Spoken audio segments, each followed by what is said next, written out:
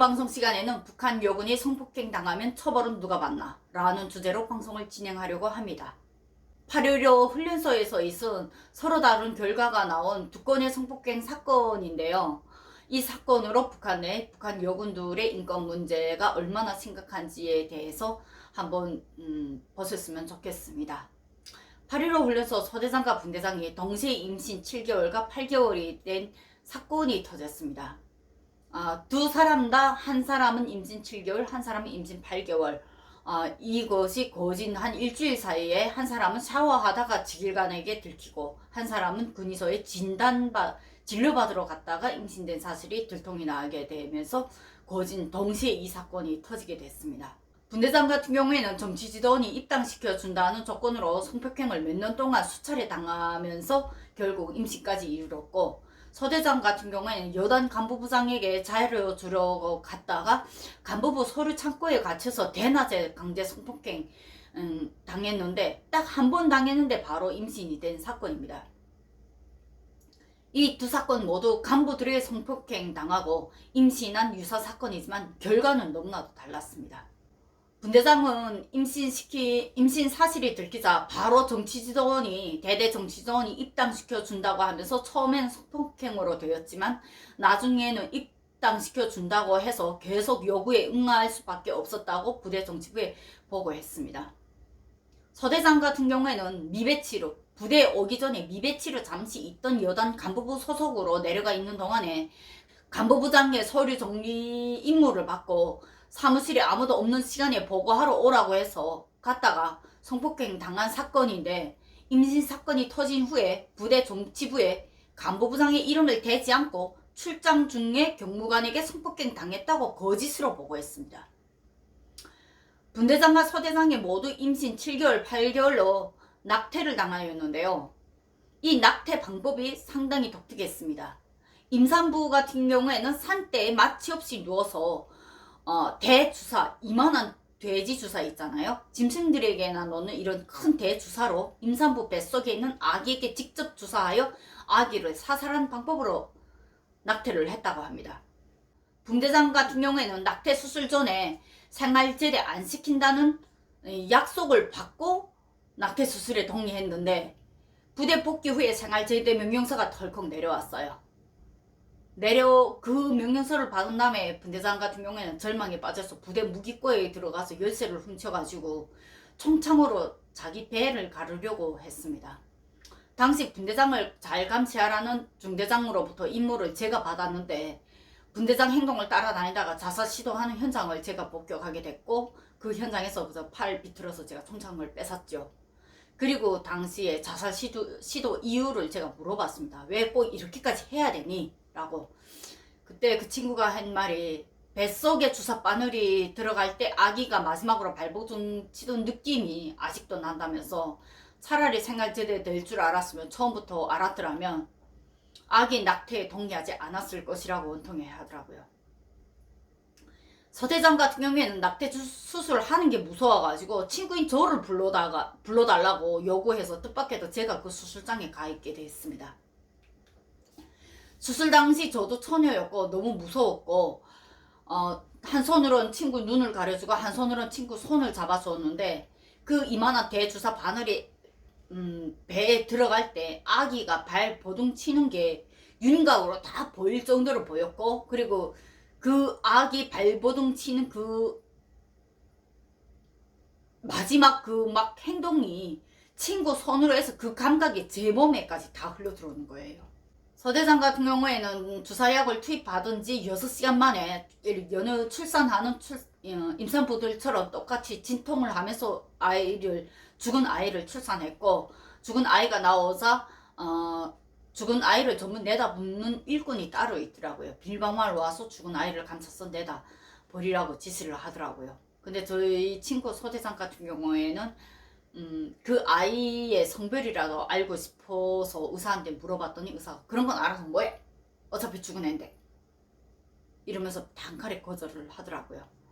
어쨌든 그 낙태 시술 이후에 이 친구가 한 일주일 내내 울었습니다. 나중에 이 친구가 부장이 또 찾는다면서 한 번만 더 건들면 그때는 청정지국에다 신고하겠다고 협박하면서 다시 찾지 않겠다는 답변을 받아냈습니다. 정상적으로 군사복무 생활을 하면서 결국 나중에 중대장으로까지 정상적인 승진 절차를 밟았어요. 이렇게 성폭행 사건들이 일어난 두 사건의 결말은, 한 사건은 성폭행 피해자인 여성이 생활제대라는 오명으로 자살시대하게 하고, 성폭행 피의자인 대대정치조원은 선전원으로 강등되었다가 1년 후에 다시 대대정치조원으로 승진하여 정상활동을 하게 됩니다.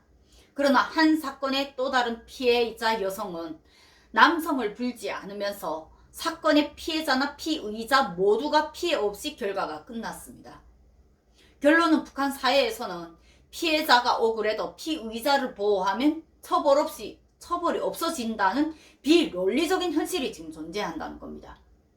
북한군에서 수많은 인권 유린을 당하는 요군들의 실태는 이렇게 공개하는 사실도 많지만 진실을 말할 수 없는 문제도 상당히 많습니다.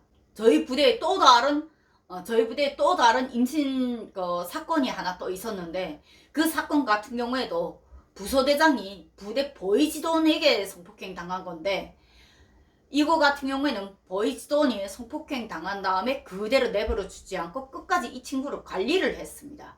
그래서 이 사실이 부대의 모든 사람들이 직감은 했지만 증거가 없어서 잡지를 못했어요. 왜냐, 보이지도원이 철저히 보호를 했기 때문에. 그리고 보이지도원이 이 친구가 임신된 다음에 나중에 외출을 한 3일 동안 데리고 들어왔는데, 데리고 나갔다 온 다음에 누가 한눈에 봐도 수술을 했다는 흔적이 바로 알리게끔 배가 훌쭉 꺼져 있었고 얼굴이 창백같이 하였습니다. 그 친구 제대되는 걸 제가 못 보고 제가 먼저 제대명서 쓰고 나왔는데, 나중에 저희 중대장으로부터 제가 들은 얘기로는 그 친구가 나중에 제대될 때 제대 명령서 받은 후에 보이지도원하고 부대에서 한번 대판 싸웠다고 하더라고요. 근데 그 싸움 내용이 철저하게 부대 안에서 은폐됐고 밖으로 공개 안 됐다고 얘기를 하더라고요. 나중에 그 친구는 끝내 입당은 했습니다. 결국은 북한 군인들에게는 입당이라는 많은 큰 문제가 있었고, 그 입당이라는 압박 때문에, 그 입당이라는 조건 하나 때문에 많은 인권 유린을 당해도 말할 수 없는, 억울해도 참을 수밖에 없는 그러한 일들이 아직도 북한 여군들에게는 끔찍히도 상당히 많이 일어나고 있습니다. 북한 여군들의 그러한 피해 사실 같은 경우에는 북한이 가부장적인 사회인 이런 문제도 상당히 여기 동반된다고 생각합니다. 그러니까 가부장적인 사회이기 때문에 피해를 당하는 게 여성인데도 여성이 피해자라고 말 못하고 여자가 온전치 못하게 임신하고 다닌다고 이렇게 얘기를 돼요. 근데 북한 사회에서의 피임의 그러한 기본적인 상식을 모릅니다. 저도 피임 약이라는 걸 한국 와서 처음 알았고, 피임하는데 약이 있다는 걸 한국 와서 처음 알았고, 콘돔이라는 이런 기능도 한국 와서 저는 처음 알았어요.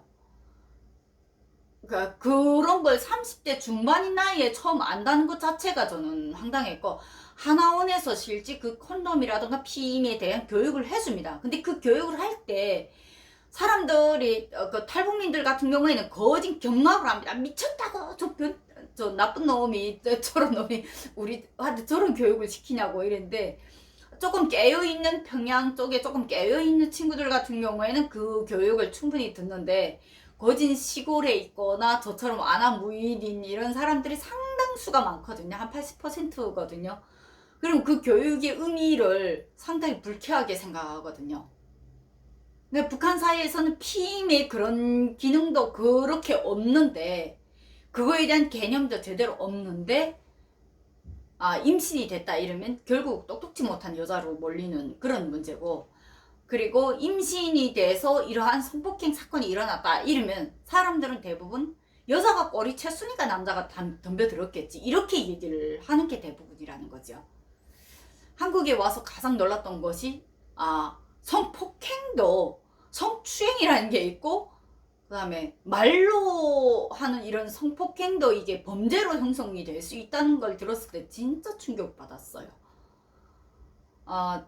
대학 공부하면서 제가 그 성추행 관련 영상을 많이 봤는데, 그걸 보면서 그 기본적으로 들어오라는 이런 영상들이 나오잖아요. 대학들에서 국제사이버 대학도 그렇고 제가 졸업한 이하여대도 그렇고, 그 성추행 관련 이런 성폭행 관련 이런 영상들 기본적으로 의무적으로 보라고 이렇게 주는 영상들 보게 되면, 야, 저는 가끔씩은 이해 안 되는 게 많더라고요.